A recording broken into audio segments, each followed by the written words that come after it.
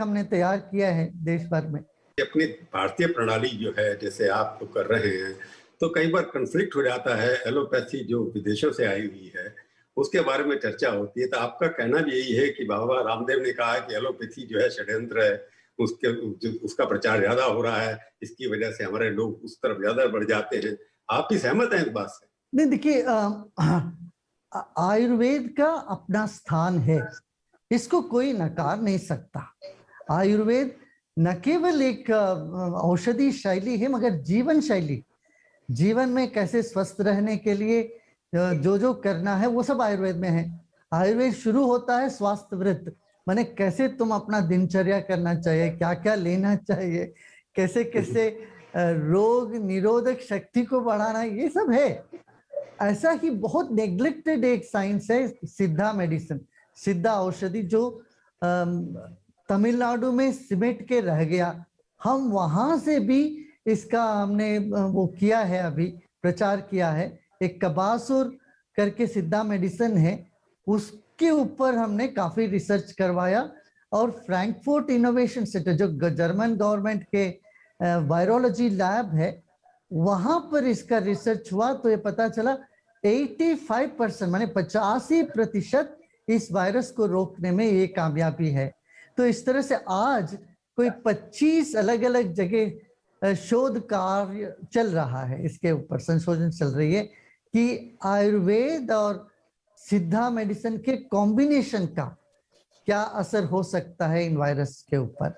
अच्छा, एक और बात है, जैसे चाइना में जो चाइनीज मेडिसिन है वो तमिलनाडु से गया, सिद्धा मेडिसिन का ही वो एक विकृत रूप है चाइनीज मेडिसिन। उस मेडिसिन को उन लोगों ने यूज करके, उसका मान्यता दे करके, वहां उन्होंने इस बीमारी को रोकने में सफल हुए हैं। और चाइनीज मेडिसिन को जो मान्यता मिली है दुनिया भर में, आयुर्वेद और सिद्धा का अभी तक नहीं मिला है।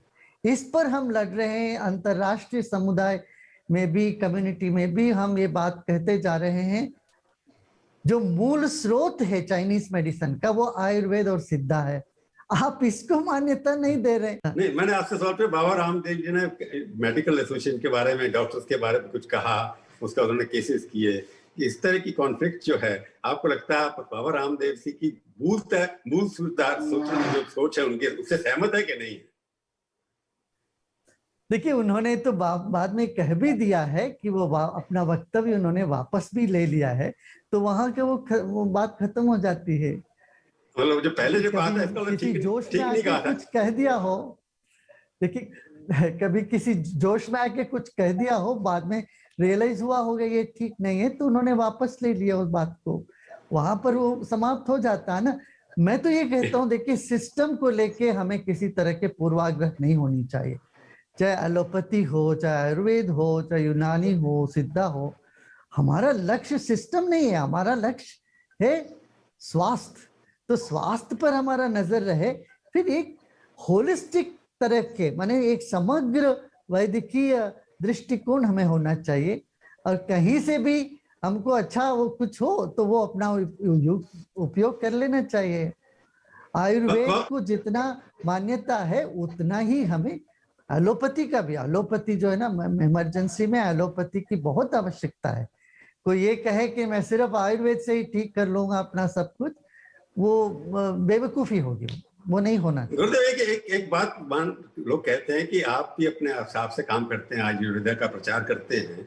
ये एलोपैथी वर्सेस आयुर्वेदा का इसलिए प्रॉब्लम खड़ा हो गया कि बाबा रामदेव के बारे में सोचते हैं कि वो कमर्शियलाइज कर रहे हैं आयुर्वेदा को, उनका प्रचार कमर्शियलाइजेशन ज्यादा है, कंपनी की नेटवर्क को बढ़ाना है, वैल्यूएशन बढ़ाना है, क्योंकि आयुर्वेदा का प्रिंसिपल पैसा बनाना नहीं है, ऐसा मेरी समझ में आता है। मेरे को पता नहीं आपका क्या सोचना है, कि ये नहीं लगता कि बाबा जी ने कमर्शियलाइजेशन करके इसकी वजह से कंपटीशन खड़ा कर दिया, एक एलोपैथी वर्सेस आयुर्वेदिक?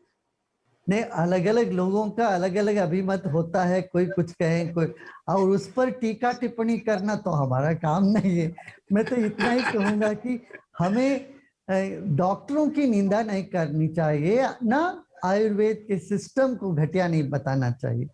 एक समग्र दृष्टिकोण होनी चाहिए ये अभी जो देश जूझ रही है बड़ी समस्या से, इस वक्त हम कह दें कि वैक्सीनेशन ना लो तो ये बड़ा नुकसान होएगा लोगों को। ऐसे ही इस वक्त कह देंगे कि ये गिलो या मत लो, ये सब आयुर्वेदिक सब बेकार है, तब भी बड़ा नुकसान होगा।